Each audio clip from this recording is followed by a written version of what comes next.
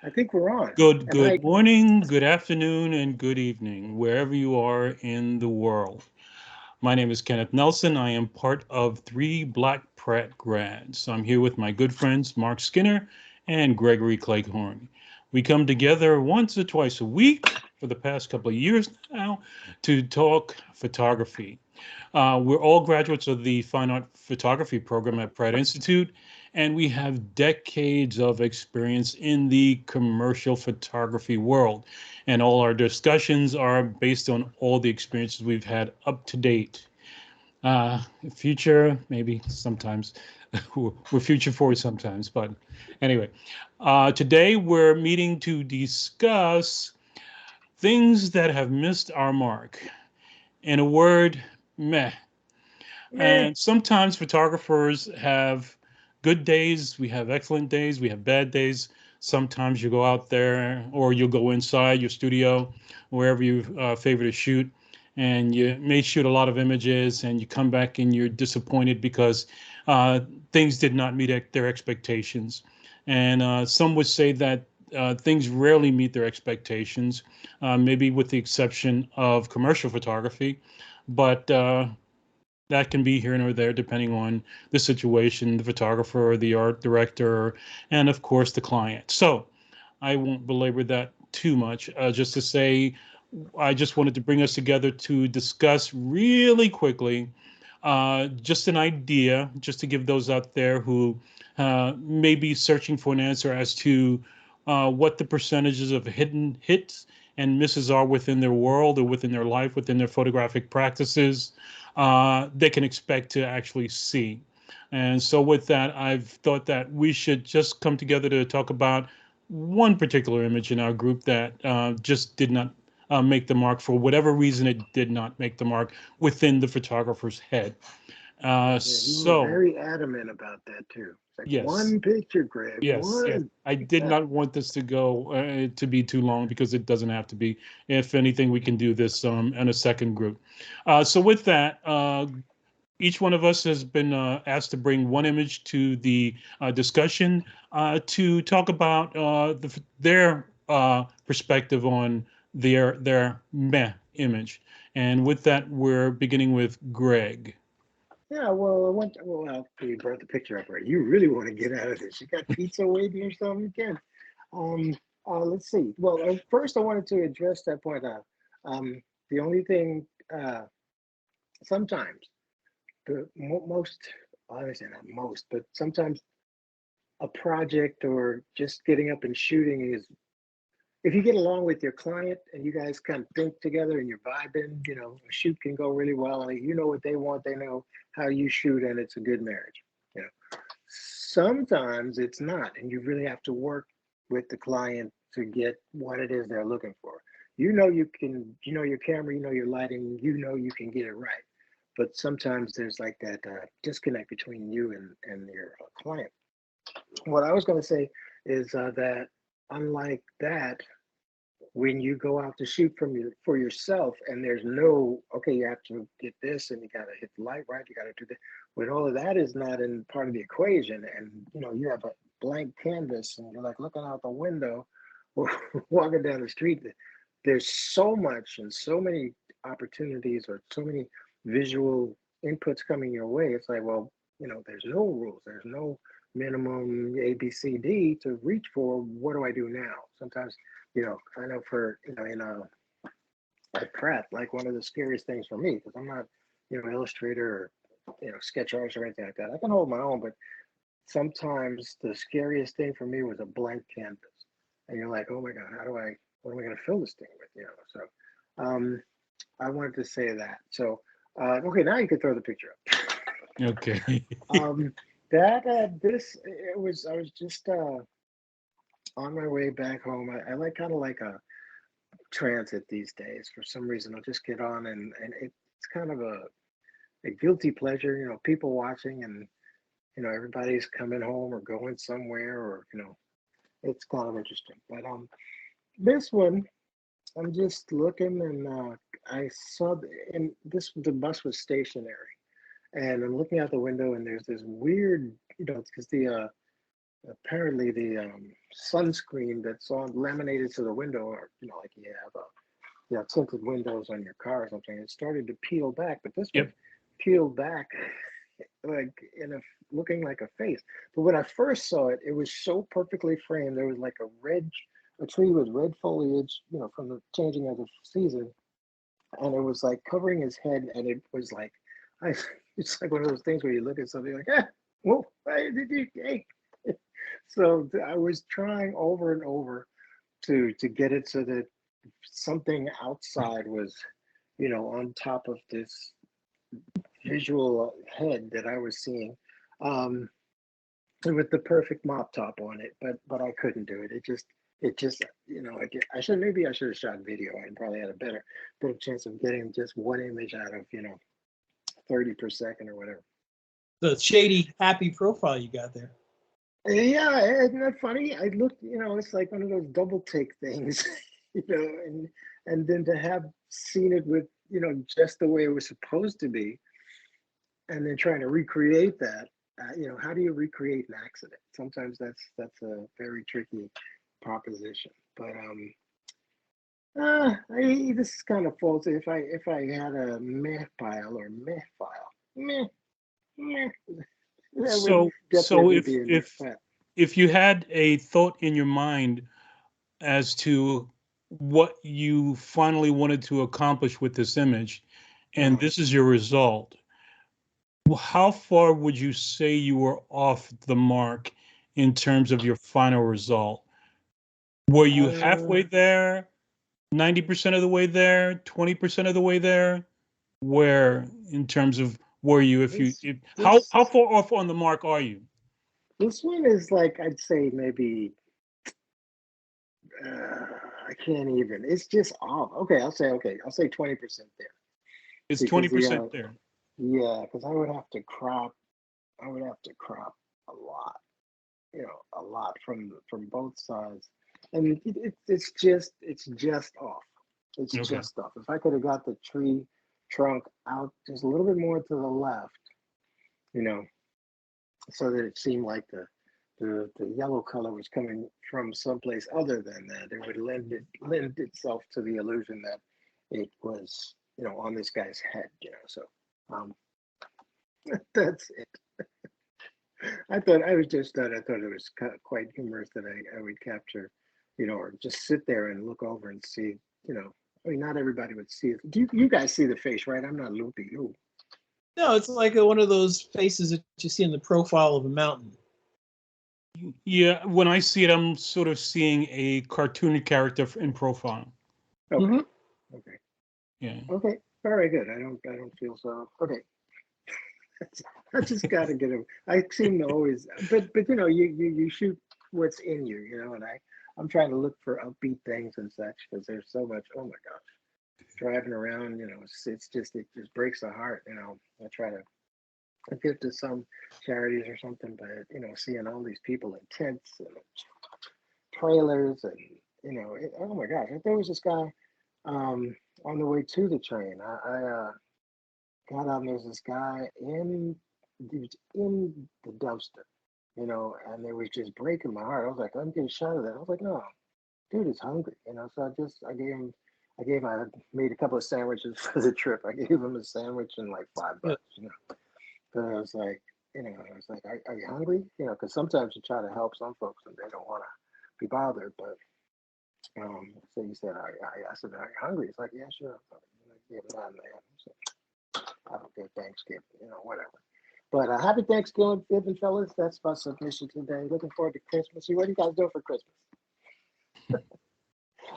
How they say on the January 6th here? I send back my time. What was it? Anyway. Yeah, you reclaim your time. Yeah, I yield Claiming back your my time. Yeah. Okay. Okay, Mark, that's you're next. Okay. Right. Yeah.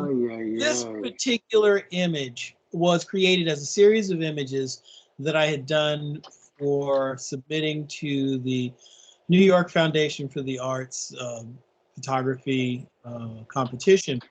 And I had to submit a series of images. And what I had done was I'd purchased these faux coins for various cryptocurrencies. And I thought that at the time I was being very insightful about how these particular cryptocurrencies were challenging real currency and coinage and dollars. And so I thought it was really clever to photograph these as if they were collectible coins, and that, you know, you'd see them as you would see them in a numismaticist's website or something like that. I did about 4 or 5 of them, maybe 6. I don't remember at this point. Some of them, like Ethereum, have had some issues since, and we all know at this point, by this taping, FTX has crumbled, and some others have had some issues. I want to know where the money went, the real cash dollars. Where did all that money go? But right. So what I'm saying is that this really missed the mark, because even though I used, you know, a lot of my skill as a commercial photographer to kind of, you know, really make it feel as if I was photographing a real coin, there are probably a couple of things I could have done to enhance that. You know, a year later, you know, you keep looking and say, well, maybe I could have used sort of a velvet casing with a real coin case to sort of enhance that idea that these are real coins, or something. Like I said, I thought at the time I was just being insightful. It was just really either very, very too soon, very much too soon, or I was chock full of hubris. In any event, I missed the mark on that particular submission, despite the fact that a few years later, this industry is having difficulties. But, you know, that's life. You know, timing is as important as content in many cases. So there you go. That's how I was. It was an underwhelming submission. It did not do well at all. They didn't accept it, and that's really it.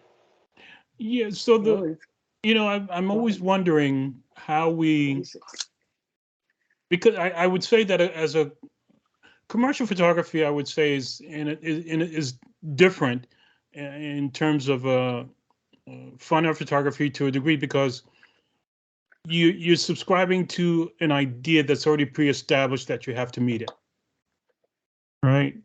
And you have all these things you have to accomplish. And if you're led by an art director, then you have somewhere to go. But if you are the art director and the concept is yours, how do you come to terms with coming up with the concept, executing it, but in the end, not meeting goal? Well, I think one of the things I really should have done was really found out how other coinage is photographed. Now, I mean, obviously, I did some research, and you know, they had stacks of coins and things like that. But that was really about how money. Those images are about how money is used, or how we think about money with stacks of money and things like that. With the cryptocurrency, quite often, bigger than money is stacks of money.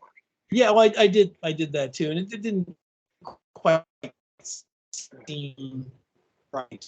What I really wanted the coinage to represent something that really only exists in the cyber world. You know, it doesn't exist as an actual coin. Yet you can, you know, purchase these sort of representative chips for illustrative purposes. So it's an interesting. It was an interesting. I wanted to create an art piece or a series of art pieces that really challenged the viewer's idea about whether these coins are real, whether this monetary system is real.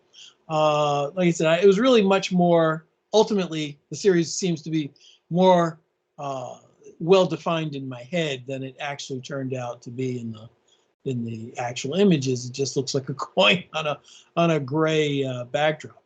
But it was a fun exercise. I got to practice some skills, and I got a nice portfolio piece of Bitcoin and some others. And I only use this one right now in the portfolio, but it's fun. So What else if did you you wanna- do? I mean, because this is kind of basic, just the exactly. coin and the drop shadow. So, Well, you have to. Well, long story short, you have to provide a substrate for it that will create a drop shadow.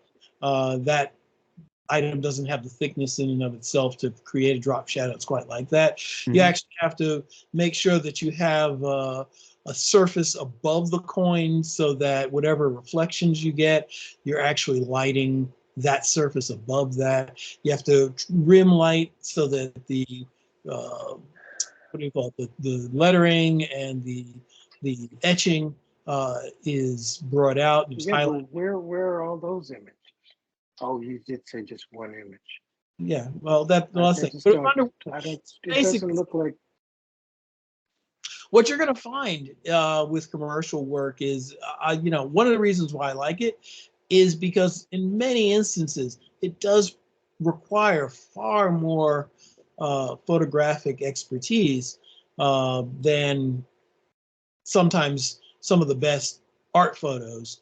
The art photos tend to require a lot more thought in many cases, but that's the challenge, right? As a photographer, how do you choose your genre now? How do you use the skill sets that you've acquired to illustrate or to how to present your message? And in this case, it was underwhelming as a series. Got it. Gotcha. Would have been cool if you would like put like a bent piece of metal underneath it and raise it up physically like 5-6 inches off the table, so it looks, and shoot it from an angle where you can't see any of these supports, but you can visually see that it's hanging in midair above. Well, above yeah, the, you'll find a lot of the Bitcoin pieces seem to be sort of spinning on their end and things like that with blue receding space backgrounds, and they Right. all right, but that's something but- else that I wanted to mention about the topic, Ken. The In addition to like Mark was saying, all these ideas in your head.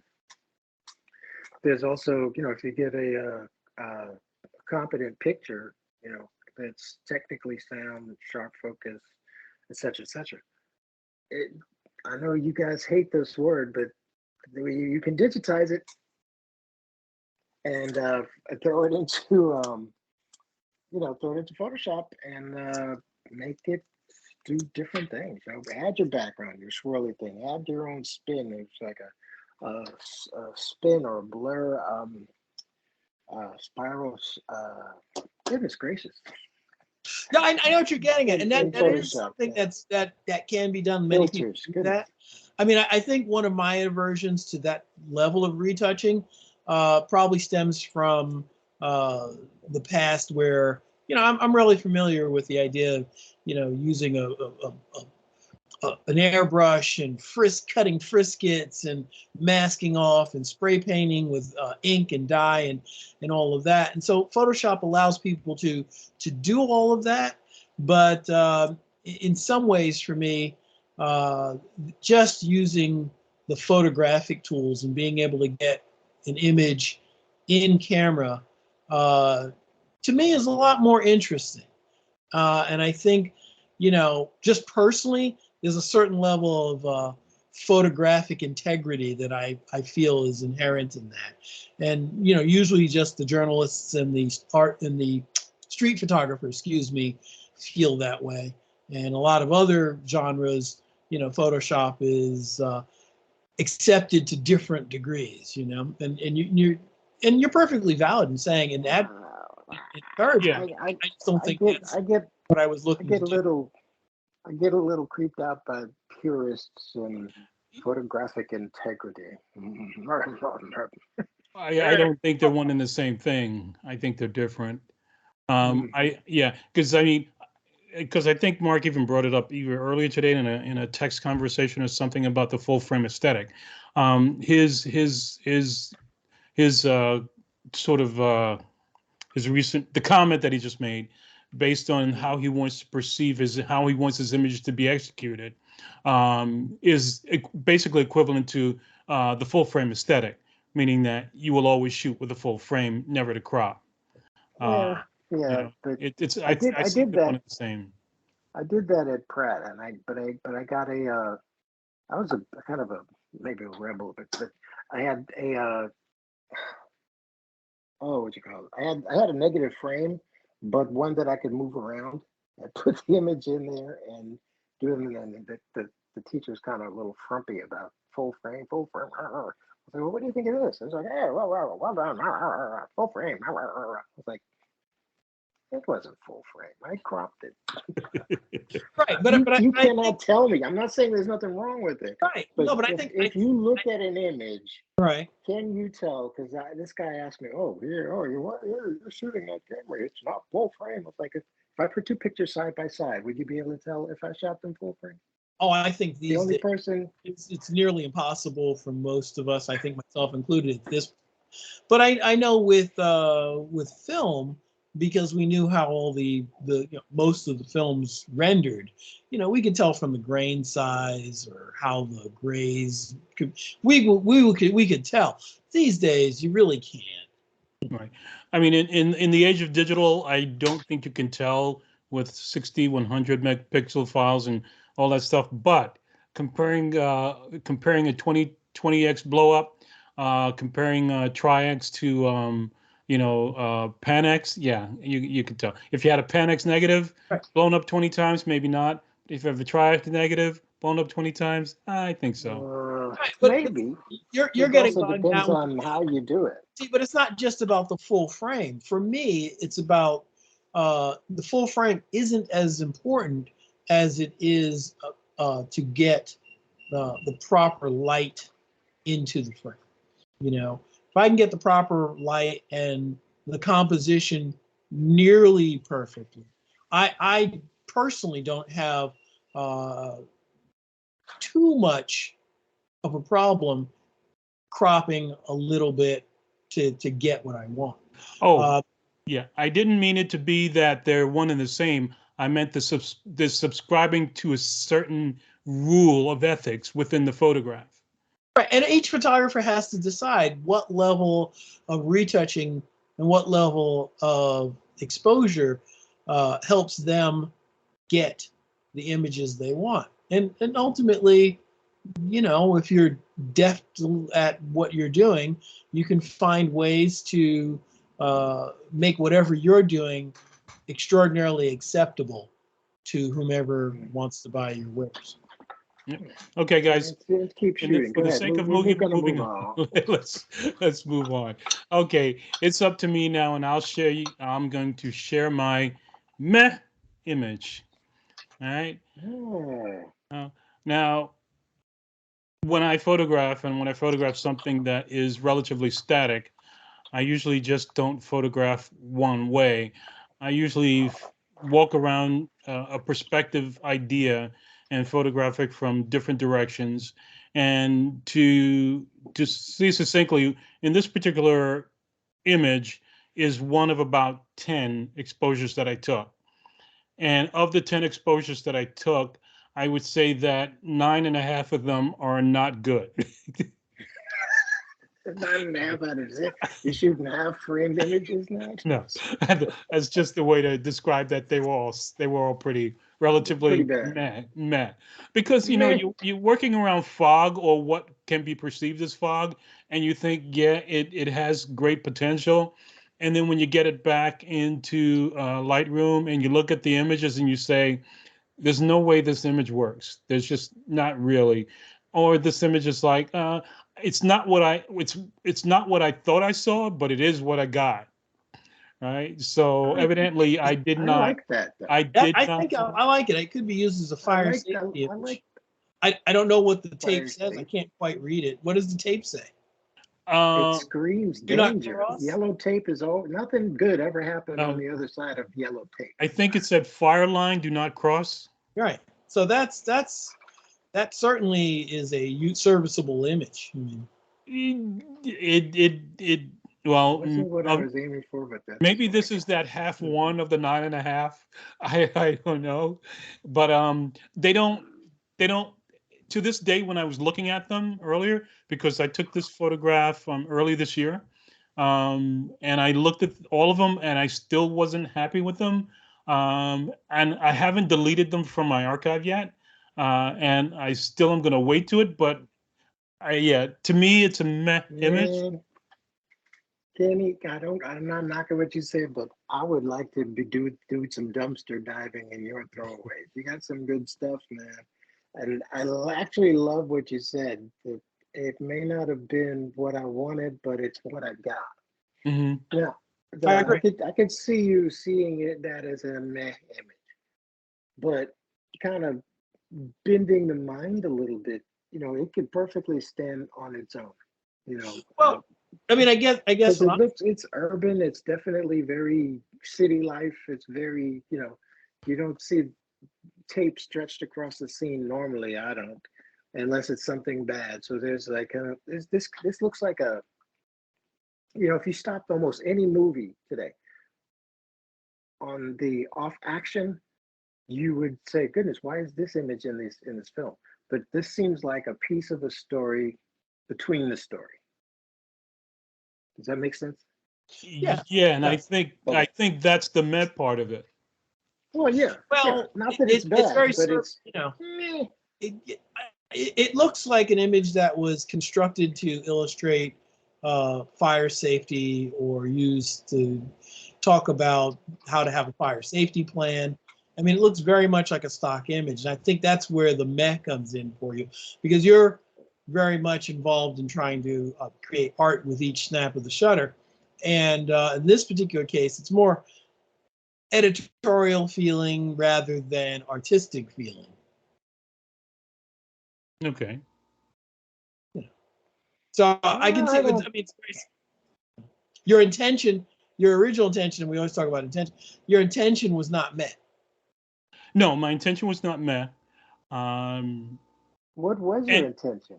well, Go ahead. Go ahead. Finish. I saw this scene from half a block away. I decided to approach the scene, and I walked through the scene to the other side, and because one side was more what I was thinking about at that moment, and I approached it, and I approached it from maybe 30 feet away, got closer, uh, and worked the scene. So this is again one of about 10 images, and they're all various aspects of this yellow tape stretched across a scene. And of course, this fog is moving, so it's coming in and out. So it's not always foggy. It's clear one moment, foggy the next. It sounds like you sucked a whole balloon full of helium.